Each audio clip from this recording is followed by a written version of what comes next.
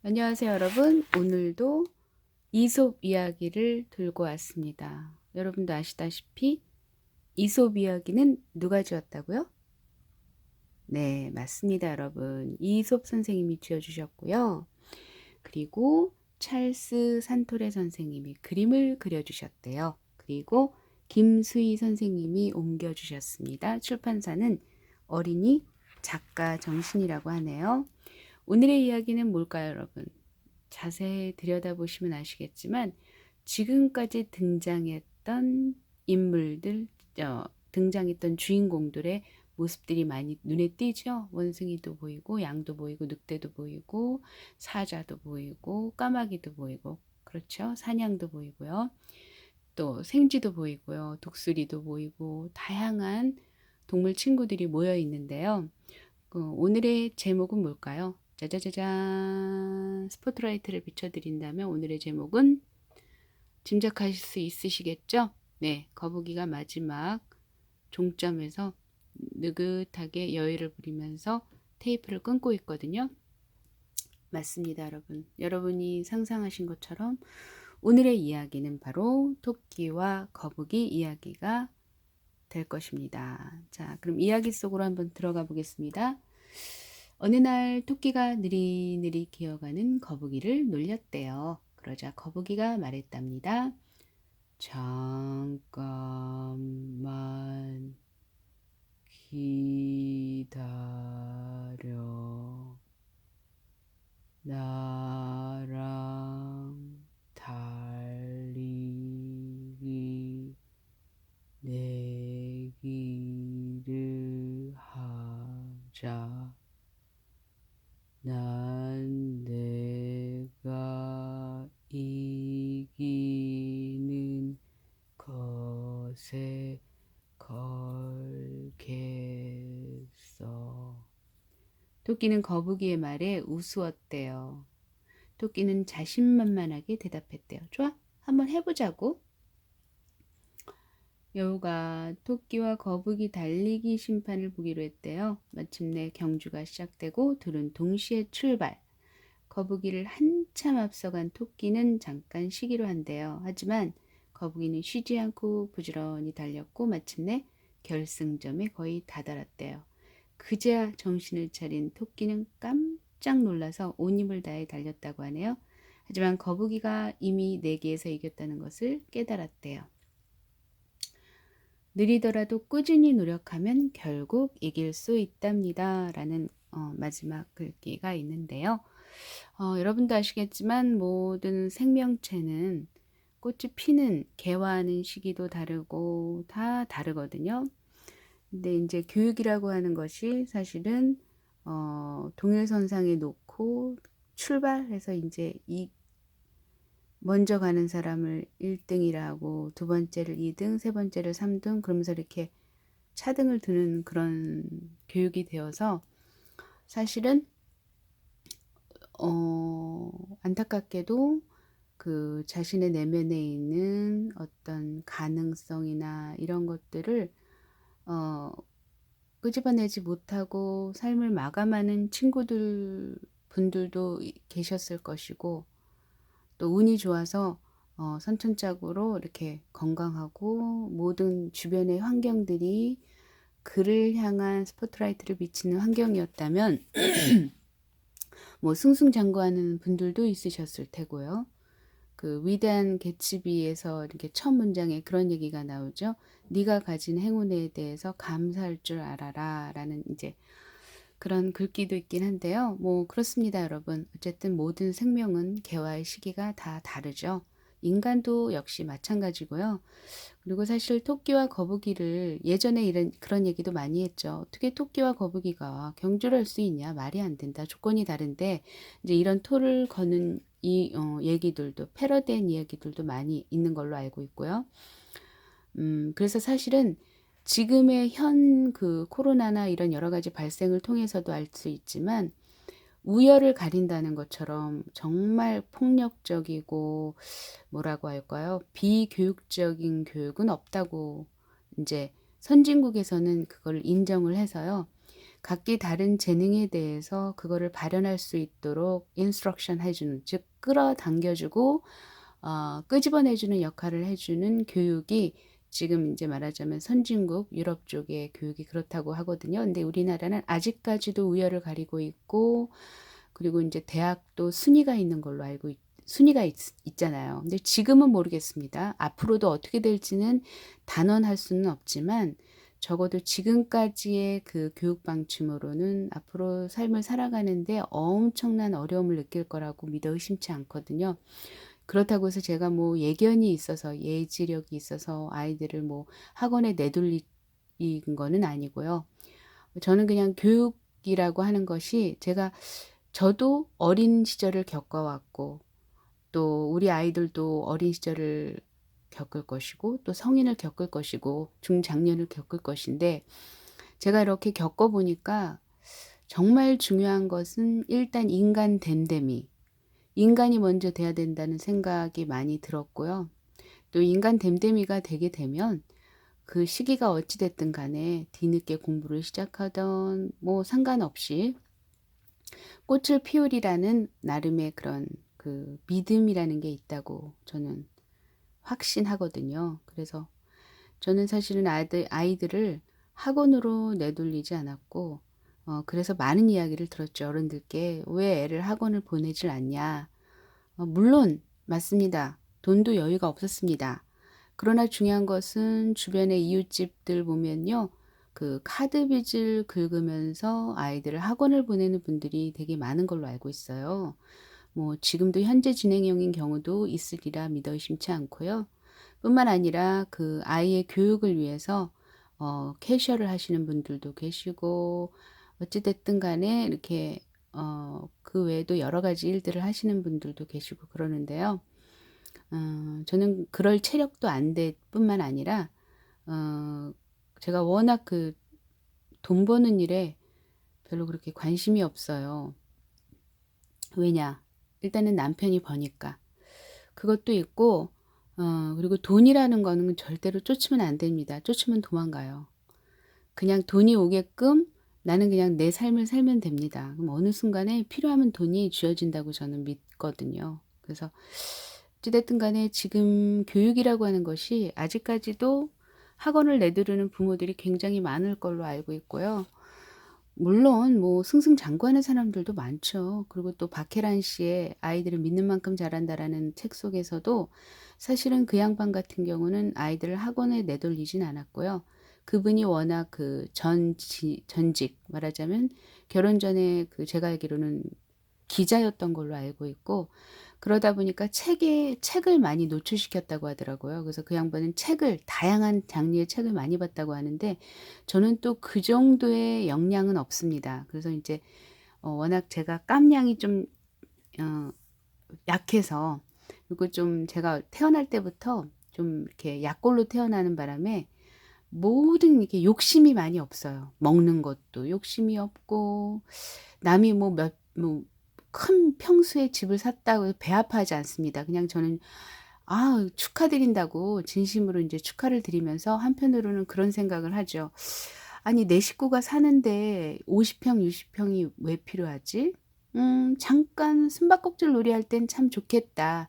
그런데 그 이유는 좀 어떨까 하는 생각이 드는 그런, 그런 스타일이에요. 그리고 사실 김치냉장고도 사실은 저는 제가 안 사는 스타일이에요. 우리 시어머님이 사주셨고, 또 그 빨래 건조기도 우리 친정어머님이 사주셨고, 그러니까 어찌됐든 저는 뭘 이렇게 사는 거, 뭐 이렇게 뭐 먹는 거든, 뭐 집기든, 뭐 어떤 그 주방에 쓰는 무엇이든 간에 그렇다고 해서 제가 근검절약해서 그런 건 아니고요. 그런 쪽에 관심이 없습니다. 솔직하게 얘기해서 그런 쪽에 관심이 없다 보니까 주방 기구도 그냥 평생 쓰는 대로 쓰고 뭐 못 쓸 정도로 낡았으면 또 이제 교체하고 근데 그 교체를 내가 안 하고 남편이 하죠. 필요하다고 생각해서 이제 남편이 해주고 이제 그만큼 저는 그런 쪽에 별로 그렇게 관심이 없어요. 저는 여러분도 아시다시피 카스에 그런 말씀을 올려드렸는데요. 생채식을 하려고 한다고 그래서 불을 가급적이면 쓰지 않으면서 연명할 수 있는 방법을 제가 지금 모색 중입니다. 그래서 이제 뭐 완전히 이렇게 거슬러 올라가면 사실 뭐 불을 전혀 안 쓸 수는 없겠죠. 그렇긴 하나 어찌 됐든 최소화하고 싶은 마음은 간절합니다. 음 뭐 여러 가지 이유가 되겠죠. 음 그런 얘기도 있잖아요. 경제적 풍요로움이 우리에게 행복을 가져다 주느냐 이제 그런 얘기도 있는데 어찌 됐든 간에 저는 그렇게, 그리고 정리정돈도 정말 못합니다. 그래 가지고 침대에다가 입었던 옷들 이렇게 나열해 놓고 좀 이제 그런 스타일이고, 그래서 아마 남편이 굉장히 힘들었을 거예요. 근데 그럼에도 불구하고 지금까지 잘 살고 있습니다. 22년 정도 살고 있네요. 감사하게 생각하고 있습니다. 제가 그렇다고 해서 요리를 잘하나 그런 것도 아닙니다. 요리 그냥 한때 신혼 초에는 정말 궁금증 비슷하게 궁금 반 호기심 반으로 굉장히 막 열심히 EBS 교육방송에 나서 나오는 요리 교실을 보면서 나름 한 3개월 정도는 굉장히 재밌게 했던 것 같아요. 근데 이제 3개월이 지나고 나니까 뭐라고 이게 뭔 짓인지 하는 그런 생각이 들더라고요. 그래서 그때부터 그냥 그렇게 요리에 그냥 평소 했던 습관대로 이제 요리를 하고, 지금은 사실은 육류를 배제한 야채 위주, 그리고 이제 우리 몸을 이롭게 하는 그런 가지류 내지는 뿌리류, 그래서 뭐 연근, 우엉 이런 것들을 많이 선호하고요. 식단에 그런 걸 많이 올립니다. 그리고 사실은 꽁보리밥 그런 것도 되게 좋아하고요. 그리고 이제 저는 워낙 채소류를 좋아하다 보니까 비빔밥류 같은 거를 되게 좋아하는데 어쩌다 이런 얘기까지 흘러나는지 모르겠습니다. 어쨌든 간에 중요한 것은 모든 생명은 그 개화의 시기가 다 다르고, 그리고 누구와 누구를 비교한다는 것처럼 정말 어리석은 일은 없다고 저는 생각되거든요. 토끼는 토끼 나름대로의 매력이 있는 거고, 또 거북이는 거북이 나름의 매력이 있다고 보거든요. 제가 비록 정리정돈은 못하지만 제 나름대로의 또 매력이 있겠죠. 그죠? 그러니까 지금까지 살아왔겠죠. 반평생을. 그렇지 않았으면 어떻게 살았을까요? 그죠? 그래서 여러분들도 혹시 자기 자신에 대해서 물론 하늘을 찌를 만큼 자존감이 높으신 분들도 계실 것이고, 또 그렇지 않은 분들도 계실 거라 믿어 의심치 않은데요. 어, 그럼에도 불구하고 여러분이 스스로를 사랑할 수 있는 여러분이 되셨으면 좋겠습니다. 그래서 사실은 부모와 자식 관계도 그렇고요. 스승과 제자 사이도 마찬가지고, 제가 볼 때는 자기 자신을 제대로 꿰뚫고 있다면은 상대방을 그렇게 함부로 비하할 일도 없고, 상대방을 함부로 판단할 이유도 없고, 선입견을 가질 이유도 없고, 섣부른 판단을 할 이유가 없다고 저는 봅니다. 그래서 사람은 이제 지내보다 보면은 또 어느 부분이 또 공감되는 부분도 있을 것이고, 그 사람이 지금의 모습을 하고 있는 거는 분명히 또 다른 여탄 여러 가지 뭐 환경, 기타 등등의 여러 가지 조건들이 그 사람을 그렇게 만들 수도 있고, 그래서 사람을 이렇게 판단하는 일을 조금 천천히 좀 많이 겪어보고 하셔도 늦지 않다라고 말씀드리고 싶고요. 사실 그 부분에 있어서는 제가 많이 부족하긴 해요. 저는 사람을 만나는 거를 썩 좋아하진 않아요. 혼자 노는 걸 저는 좋아합니다. 어렸을 때부터 그랬고, 그게 아마 제가 아토피언이어서 그럴 수도 있어요. 이제 아토피언이 여러분 아시는지 모르겠는데, 제가 70년생이거든요. 7땡년생인데, 그때 당시에는 아토피라는 말 자체가 굉장히 귀했습니다. 귀했어요. 그리고 이 아토피라는 어원이 뭐 모르겠는 이상한 알 수 없는 야릇한이라는 의미를 가지고 있다고 하네요. 그리고 또 재밌는 거는요. 루마티스라는 그 말도 알 수 없는 이상한 야릇한 뭐 그런 의미를 가지고 있다 하더라고요. 제가 우연히 이제 한약에 관련된 책을 보면서 알게 되는데, 그래서 정말 이 약사들 정말 대단한 사람들인 게요. 그러니까 이제 그런 얘기도 있거든요. 왜 병원을 넣는데 환자는 줄어들지 않느냐는 책에도 살짝 언급이 됐고, 제약회사에 대한 그 진실에 대한 얘기를 쓰는 데서도 그런 얘기를 들었던 걸로 기억이 되는데, 이제 제약회사에서 의사한테 의뢰를 하는 거예요. 리조트 아주 근사한 곳에 그들을 탁 이제 보내주고, 야, 너희들 이렇게 즐기고 그리고 나서 일반 사람들이 이 얘기를 듣고 이 병명을 듣고 기겁할 수 있게 할 만한 그런 두려움을 조장할 만한 그 언어를 빨리 개발해라. 응? 그런 얘기를 그런 책을 제가 읽었었거든요. 그러니까 이제 여러분들 아시잖아요. 뭐 보험이 됐든 또 뭐가 있나요? 뭐 약도 그렇고요.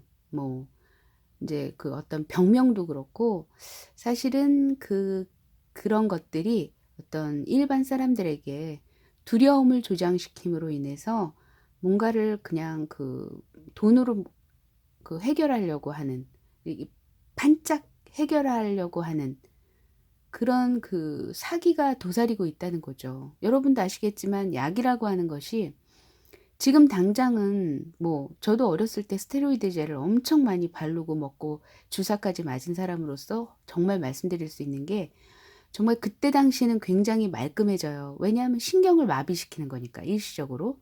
그러니까 이거는 근본을 다스리는 게 아니라 아주 표피를 다스리는 현상인 거죠.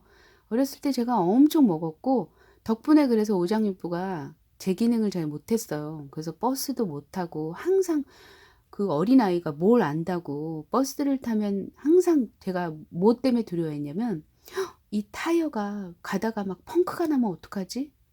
막 이런 두려움에 휩싸였다는 사실을 그러니까 이제 그게 제가 느끼기에는 그게 후유증이라고 보거든요.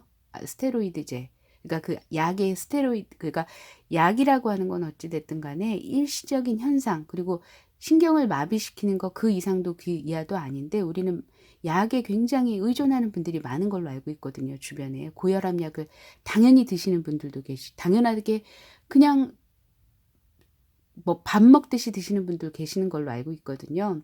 근데 저는 그거를 반기를 드는 사람이고 저는 병원을 안 다니려고 어 나름 결기를 갖고 사는 사람이거든요. 제 나름대로.